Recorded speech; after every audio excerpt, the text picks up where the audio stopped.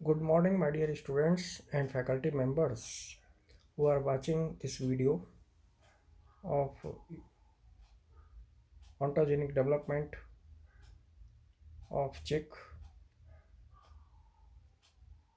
Students, इससे पूर्व मैंने आपको चिक के डेवलपमेंट में फर्टिलाइज्ड एग से लेके गैस्ट्रुलेशन तक के स्टेजेस को लाइन डायग्राम से एक्सप्लेन किया था, जिसके अंतर्गत हमने समझाया था कि किस प्रकार का एग होता है। बर्ड का एग क्लिडोइक एग होता है और बर्ड्स में पोलीलिसिथल एंड टीलोलिसिथल एग होता है।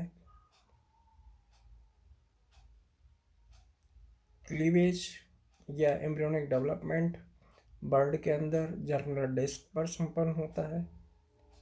यह जर्मिनल डिस्क छोटे शर्ट की बटन के आकार की एक रचना होती है, जो कि हमेशा अंडे में ऊपर की सतह पर स्थित होती है।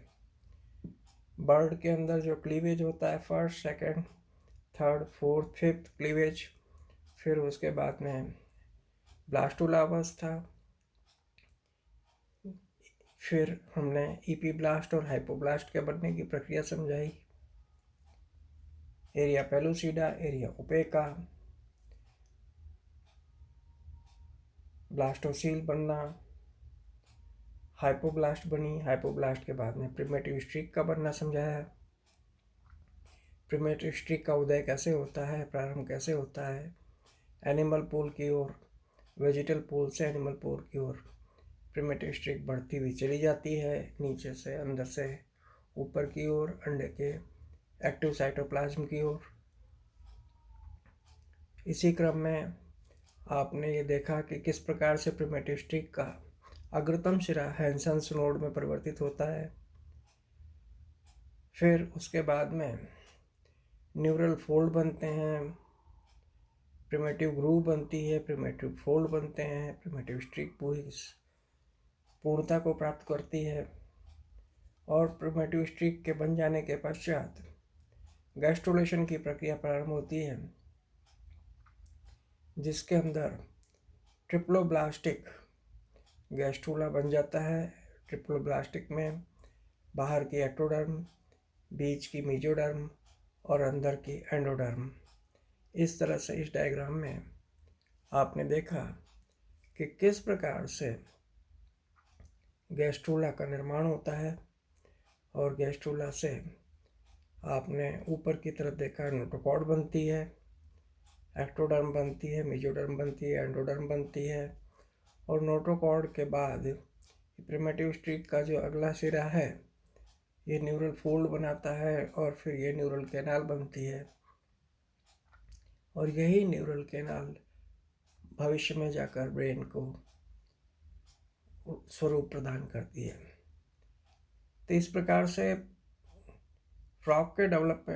चिक के डेवलपमेंट में आप ये देखिए कि ये प्रिमेटिव स्ट्रिक और नोटोकॉर्ड बनी, जो कि कॉर्डेड कैरेक्टर हैं,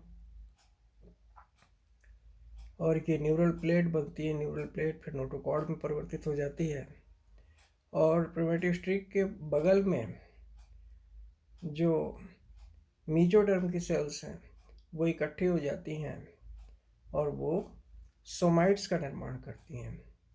देखिए, मैं अब यहाँ से इस ऑन्टोजेनिक डेवलपमेंट ऑफ चिक के पार्ट 2 को आपको एक्सप्लेन कर रहा हूँ। ये सरफेस व्यू है ब्लास्टोडर्म का। ब्लास्टोडर्म क्या होती है? ब्लास्टोडर्म वह जर्मिनल डिस्क होती है जिस पर एम्ब्रियो का डेवलपमेंट होता है। ब्लास्टोडर्म का शाब्दिक अर्थ है, ब्लास्टोस का अर्थ होता है एम्ब्रियो और डर्मा का मतलब होता है एक मेम्ब्रेन या स्किन या फ्लैप। तो चिक के अंदर एम्ब्रियोनिक डेवलपमेंट एक पत्ती के आकार की, बटन के आकार की संरचना में ही संपन्न होता है, जो कि एक्टिव साइटोप्लाज्म में योग के ऊपर एक कैप की तरह से रखा होता है, स्थित होता है। तो यहाँ पर प्रिमेटिव स्ट्रिक के पार्श्व में ये जो मैं पॉइंटर से दिखला रहा हूँ, पॉइंटेड, देखिए आप ये बिंदी, ये दिस, ये यहाँ पर में मायोटोन्स बनते हैं मेसोडर्म से। अब आप अगले स्टेज में देखिए, यहाँ ये प्रिमिटिव स्ट्रीक है और ये न्यूरल प्लेट बन गई। तो प्रिमिटिव स्ट्रीक आगे बढ़ती जाती है और इसके फलस्वरूप जो मेसोडर्म के सेल्स का अगला हिस्सा होता है वो तंत्रिका तंत्र को निर्माण करती हैं और एक न्यूरल प्लेट बनती है। ये न्यूरल प्लेट आगे जाके एपिडर्मल फोल्ड और न्यूरल फोल्ड में परिवर्तित हो जाते हैं। सबसे बाहर की जो लेयर होती है वो एपिडर्मल प्लेट बनाती है और उसके नीचे स्थित जो प्लेट होती है वो न्यूरल फोल्ड बनाती है। ये न्यूरल फोल्ड और ज़्यादा विकसित होते हैं और ये न्यूरल फोल्ड न्यूरल कैनाल में परिवर्तित हो जाते हैं और अंततः ब्रेन में परिवर्तित हो जाते हैं। अब इसमें आप ये देखिए कि ये जो न्यूरल फोल्ड वाला हिस्सा है, दिस ब्लू कलर से जो दिखाया हुआ है, इसके पार्ट्स में ये 1, 2, 3 और 4 दोनों तरफ अर्थात 4 जोड़ी सोमाइट्स का निर्माण हो जाता है और ये 4 सोमाइट्स की अवस्था है एम्ब्रियोनिक डेवलपमेंट की, बहुत इंपॉर्टेंट होती है। इससे पहले प्रिमिटिव स्ट्रीक की अवस्था थी 18 घंटे की और ये 24 घंटे के 4 सोमाइट्स अवस्था है। 20 घंटे के बाद 1 सोमाइट का निर्माण होना शुरू हो जाता है। तो इस प्रकार से जो 4 सोमाइट्स की अवस्था होती है वो 24 घंटे का भ्रूण होता है चेक का। तो ये जो ग्रीन कलर से दिखलाया है वही सोमाइट्स हैं और ब्लू कलर से जो दिखाया हुआ है ये न्यूरल ट्यूब है। 4 सोमाइट्स के बाद में 13 सोमाइट्स की स्टेज आती है जो कि 48 घंटे का भ्रूण होता है और इस 48 घंटे के भ्रूण में आप ये देखिए, खास बात ये होती है कि हार्ट का निर्माण हो जाता है। यहाँ ऑप्टिक कप बन जाता है, आई बन जाती है और इस तरह से ऑप्टिक कप, आई, फेरिंजियल पार्ट बन जाता है, अर्थात जो ऑन्टोजिनी रिपीट्स के फाइलोजिनी, जो कि एम्ब्रियोलॉजी में आपने शुरू में पढ़ा था, व्यक्ति वृत्ति सिद्धांत परिवर्धन, जाति वृत्ति परिवर्धन की पुनरावृत्ति होती है, तो उसका उदाहरण है यहाँ देखने को मिलता है कि फेरिंजियल प्लेट्स बन जाती हैं जो कि फेरिंग्स होती है। फेरिंग्स अर्थात रेस्पिरेटरी पार्ट होता है और यही फिर बाद में नेजल ओपनिंग में परिवर्तित हो जाता है। तो 48 घंटे में मूल बात ये है कि यहाँ आप देख रहे हैं ये जो ब्रेन वाला पार्ट है, ब्रेन विकसित हो चुका है और अब एक और नई संरचना बन गई है जिसको कि हार्ट कहते हैं। तो ये हार्ट जो है 48 घंटे में बन जाता है और ये रेड कलर से जो दिखाई हैं ब्लड वेसल्स भी अब यहाँ बनने लग जाती हैं।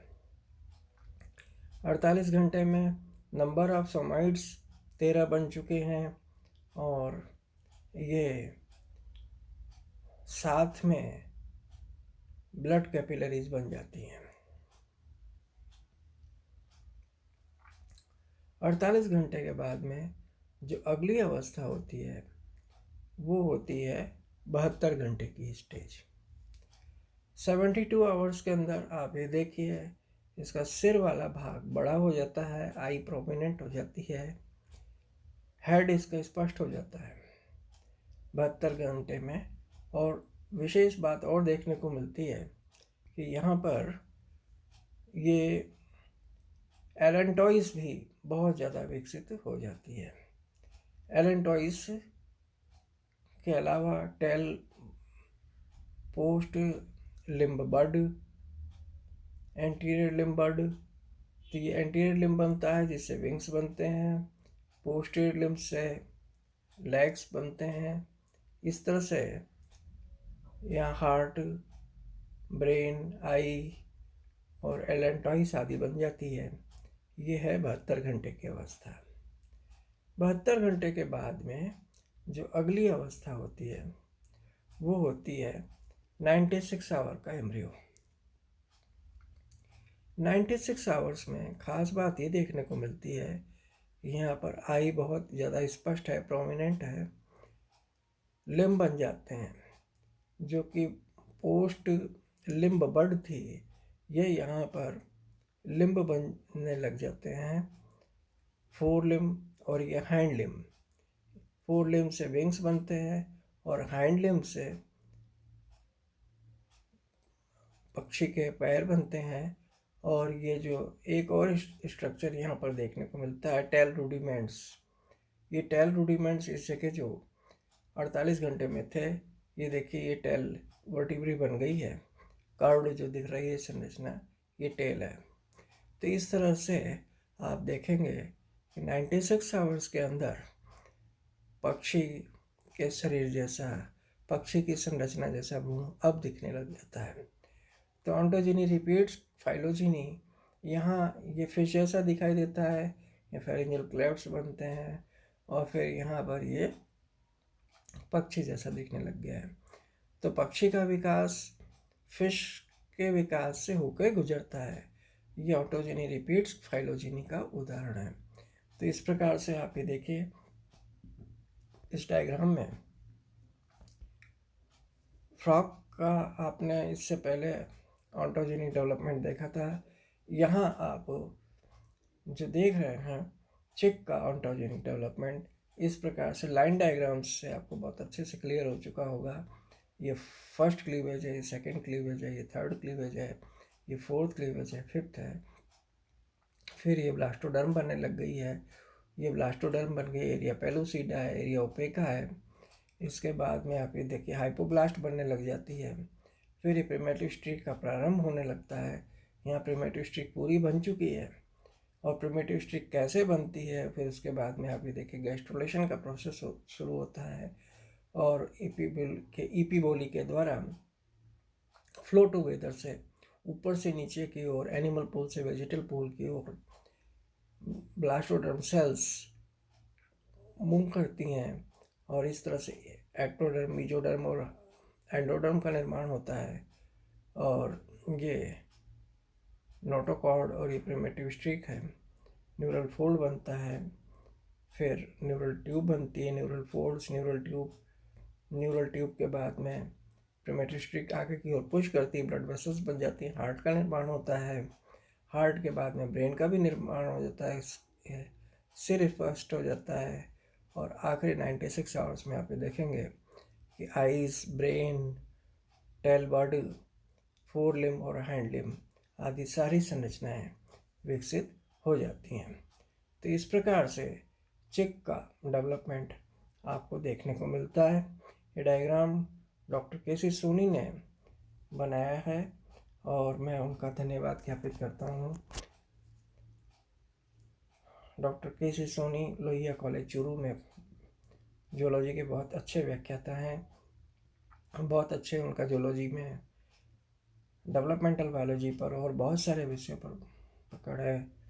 तो ये उनकी ओर से प्रदत्त डायग्राम की सहायता से मैंने आपको ऑन्टोजेनिक डेवलपमेंट को समझाने का प्रयास किया है। अब ये ऑन्टोजेनिक डेवलपमेंट पार्ट 2 आप संपन्न होता है। आपने इसको सुना, बहुत अच्छे से समझा, आपको बहुत बहुत धन्यवाद। Thank you very much. इसको अब आप पढ़िए।